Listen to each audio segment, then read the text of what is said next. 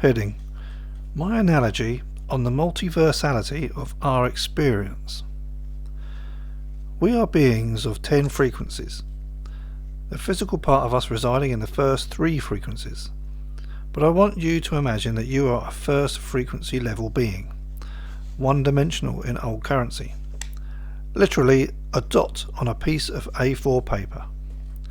The physical environment in which you live is the second frequency environment, or second dimension in old money, length and breadth, and the thickness of the paper and the surrounding environment is the third frequency, or time dimension in old money.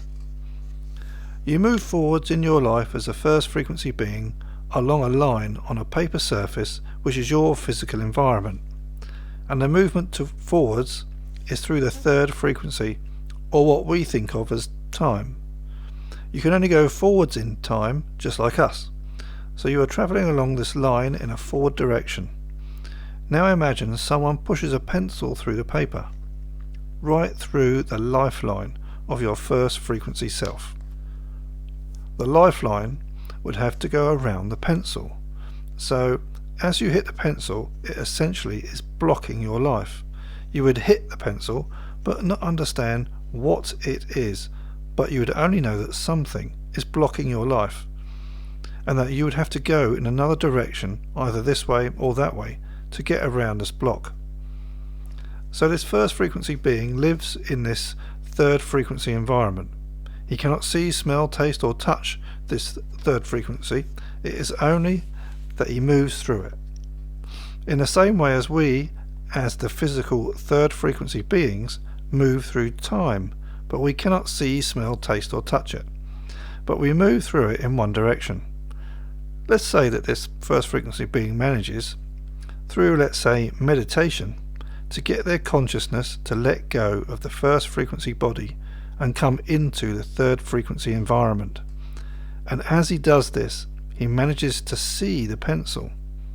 Now, he would not understand what this pencil is, what its use is, or anything. He cannot really fully comprehend it, but he can see that it is there, blocking his life, and therefore he has to go around it.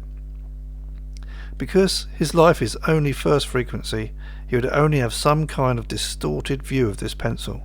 He might see some colours or some shapes, but he will not be able to fully comprehend it. He will have no words or language to describe it, but he will simply see it in some way, that there is something there that is a block in his life.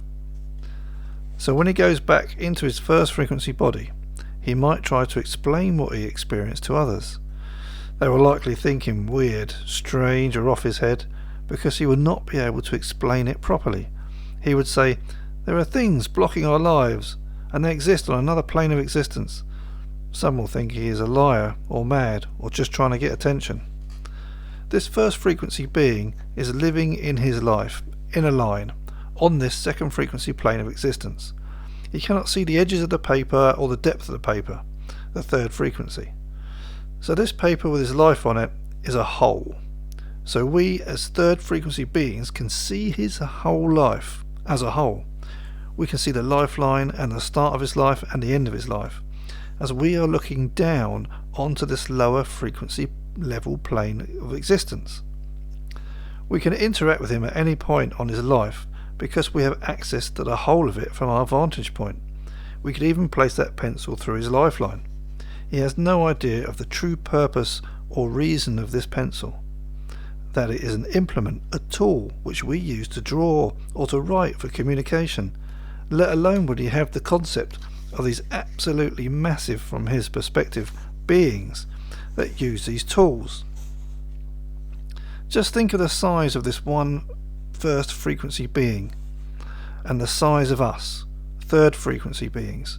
We are millions or billions of times the size of this dot on a piece of paper.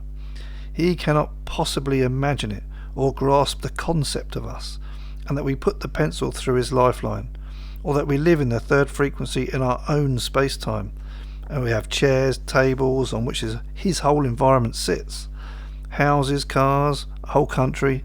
He would never be able to grasp the enormity or meaning of it all, it is completely outside of his vision, imagination, understanding, or concept.